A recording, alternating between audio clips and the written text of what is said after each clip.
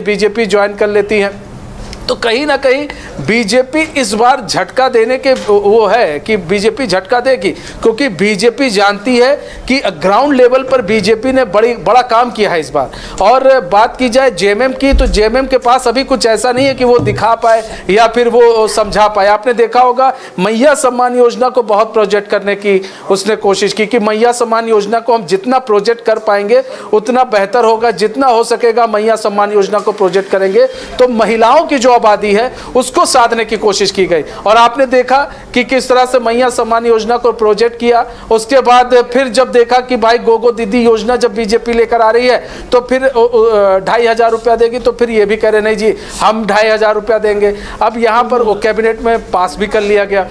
तो कहीं ना कहीं एक जो बात करें इंडिया अलायंस के पास जो एक सबसे बड़ी चीज है वो यही है मैया सम्मान योजना, वरना बीजेपी के पास मनीष ये माना जाए कि जो मुद्दे हैं जो सरकार ने काम किए हैं, चाहे वो मैया सम्मान योजना हो, उसकी राशि बढ़ाना हो, अब आवास योजना हो, या फिर मरंग गोम के फेलोशिप योजना, इसके अलावा कृषि ऋण जो माफी हुई है, कई योजनाएं हैं जिसे लेकर अब इंडी गठबंधन चुनावी मैदान में उतरेगा। मौजूदा सत्ताधारी जो पार्टियां हैं वो चुनावी मैदान में उतरेंगी। उधर एनडीए खेमे के पास भी कई मुद्दे हैं और उसमें बड़ा मुद्दा घुसपैठ का मुद्दा है, बेरोजगारी का मुद्दा है, नौकरी जो लगातार रद्द हो रही है, नियुक्तियां वो एक बड़ा मुद्दा है, युवाओं को लेकर भी लगातार हमलावर रही है बीजेपी और एनडीए। तो ये दोनों खेमों के पास मुद्दे हैं और इन मुद्दों में अब जनता को सेलेक्ट करना है कि वो किस पर भरोसा करती है और किसे फिर से झारखंड की कुर्सी सौंपने वाली है। बहुत बहुत शुक्रिया मनीष और रंजन जी, आप दोनों का इस तमाम जानकारी के लिए। हमारे साथ नीरज इस वक्त जुड़े हुए हैं। नीरज, राज्य निर्वाचन आयोग ने प्रेस कॉन्फ्रेंस किया है और देखिए एक एक सीट इस बार बहुत है, दोनों चरणों पर ज्यादा सीटें हैं क्योंकि 2 चरणों में ही चुनाव संपन्न हो रहे हैं। तो ऐसे में तैयारियां क्या हैं चुनाव आयोग की तरफ से? क्या ये एक बड़ी चुनौती है? इतनी बड़ी संख्या में, पहले फेज में 43 सीटें हैं, दूसरे में 38 सीटें, तो इतने बड़े फेज में चुनाव कराना, फोर्स की डिप्लॉयमेंट और मतदान कर्मियों की डिप्लॉयमेंट, ऐसे में कैसे ये तैयारियां हैं यहाँ पर? देखिए, मुख्य निर्वाचन आयुक्त राजीव कुमार की घोषणा के बाद यहाँ झारखंड की राजधानी रांची के धुरुआ स्थित मुख्य निर्वाचन पदाधिकारी ने भी प्रेस कॉन्फ्रेंस किया है कार्यालय में और बताया कि उनकी क्या कुछ तैयारी है। उन्होंने कहा है कि पोलिंग पार्टीज को ट्रेनिंग दी जा रही है, साथ ही जो भी चरण में चुनाव होने हैं और कौन से चरण में कितनी सीटों पर चुनाव होगी उसकी लेकर जो है जानकारी दी गई है। जहाँ पहले चरण में जो है 43 सीटों पर चुनाव होने हैं, वैसे दूसरी चरण में 48 सीटों पर चुनाव होने हैं। साथ ही ये भी बताया गया है क्योंकि जागरूकता अभियान को लेकर इससे पहले जब बैठक की गई थी, जब मुख्य निर्वाचन आयुक्त के साथ साथ जो अन्य पदाधिकारी आए हुए थे उन्होंने इसको लेकर बैठक की थी, किस तरह से यहाँ पर वोटिंग प्रतिशत बढ़ाई जाए, इसको लेकर जो है तमाम बातों पर चर्चा की गई थी।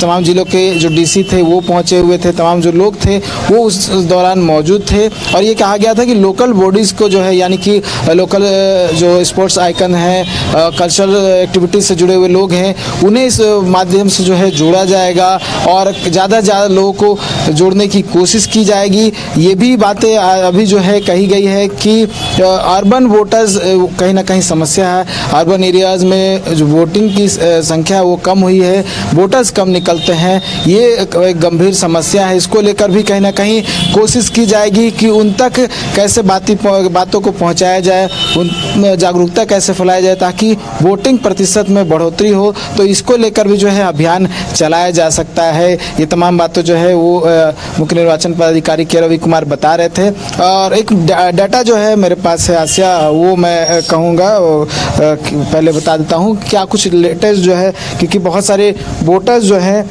वो अभी बड़े हैं और पिछले विधानसभा चुनाव की अगर बात कर ले तो उसमें और अभी में बहुत फ़र्क आ गया है। अभी तक अगर 15 अक्टूबर तक के एज ऑफ नाउ अगर बात करूँ तो वोटर्स की संख्या अगर पूरे झारखंड में बात करूँ तो 2,60,43,703 हो गए हैं, जबकि अगर लोकसभा चुनाव के दौरान की बात करूं तो उस समय 2,58,33,046 वोटर्स थे। उसमें अगर बात करूं मेल की संख्या तो 1,31,44,236 थे और उसके बाद अगर फीमेल की संख्या की बात करूं तो 1,28,99,019।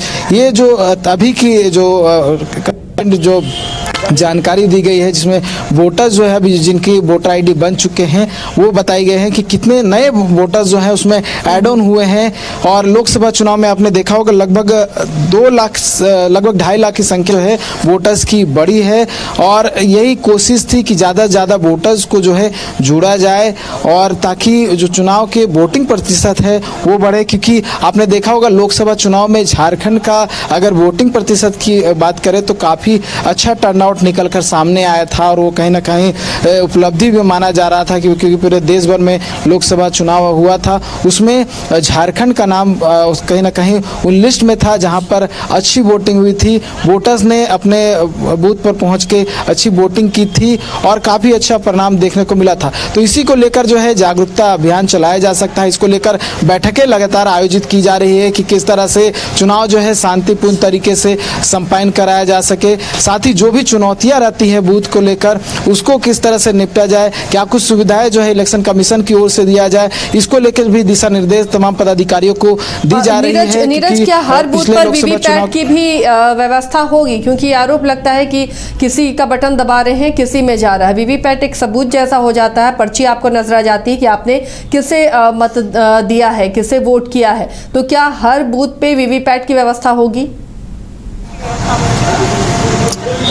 बिल्कुल, देखिए ये सब जगह रहता है। जितने भी ईवीएम रहते हैं उस ईवीएम के साथ वीवीपैट कनेक्ट रहता है और जो भी वोटर्स वहां पर अपना जो है वोट डालते हैं, कास्ट करते हैं, तुरंत वहाँ वीवीपैट पे दिखाई देता है कि उन्होंने जिस बटन को क्लिक किया है, दबाया है और जिस प्रत्याशी को जिताना चाहते हैं उनका चुनाव चिन्ह सही है गलत है वो वीवीपैट में गिरने से पहले दिख जाता है। तो हर एक ईवीएम के साथ जो है वीवीपैट कनेक्टेड रहता है। तो ये शुरू से जो है व्यवस्था, जब से वीवीपैट लागू हुआ है तब से ये व्यवस्था की गई है। देखिए, और इससे पहले मैं जिस तरह से आप भी कह रही थी, कई जो है इस तरह के आरोप लगते रहे हैं कि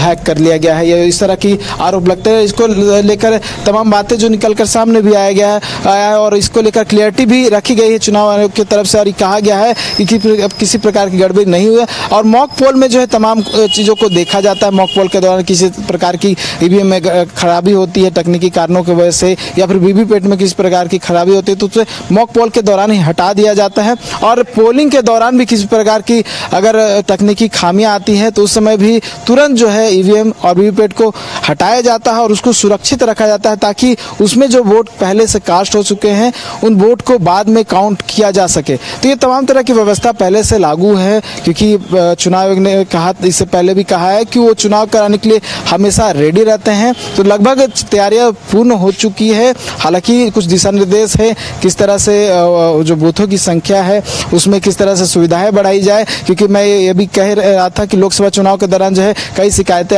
आ रही थी। ये कहा जा रहा था कि सुविधाएं उस तरह से नहीं दी गई है जिस तरह से कहा गया था, यानी कि पानी की व्यवस्था हो, शेडिंग की व्यवस्था हो, क्योंकि उसमें गर्मी का समय था। तो ये हो सकता है कि कुछ सुविधाओं में ऐड ऑन किया जाए क्योंकि वोटर्स का कंप्लेन था।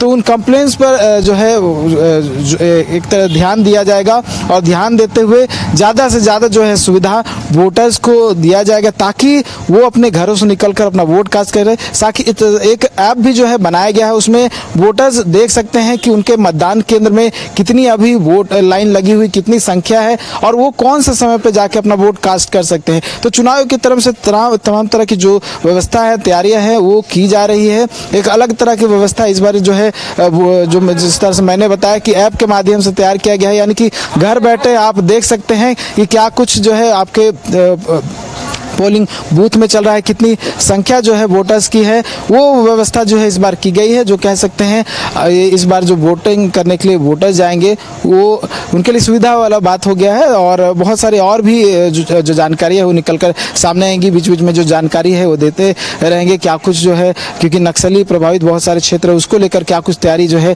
यहाँ पर की गई है उसको लेकर भी जानकारी हो सकता है कुछ दिन के बाद जब इलेक्शन कमीशन की ओर से प्रेस कॉन्फ्रेंस की जाए तब ये क्लियर हो जाएगा कि किस तरह से चुनाव करवाए जाएंगे, क्या कुछ पूरा व्यवस्था रहेगा, ये भी जानकारी दी जाएगी। आसिया।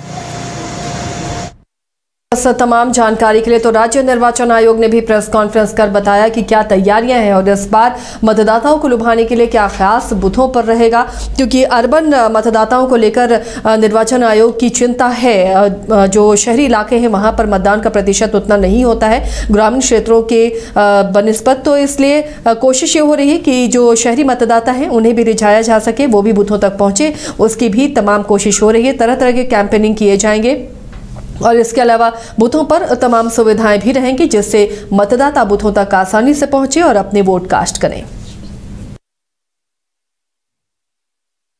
घर के लिए ग्रोसरीज की जरूरत हो या चाहिए फल और सब्जी, डेयरी या बेकरी प्रोडक्ट्स चाहिए या beverages, snacks and branded foods चाहिए हो या ब्यूटी प्रोडक्ट्स, अब इनके लिए अलग अलग दुकानों की तलाश हुई खत्म, क्योंकि रांची में खुल गया है केस्टोमार्ट, जो रखे आपका और आपके बजट का ख्याल।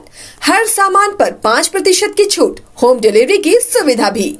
आज ही पधारें Kestomart, one stop solution for every customers requirements. Call 9153989339।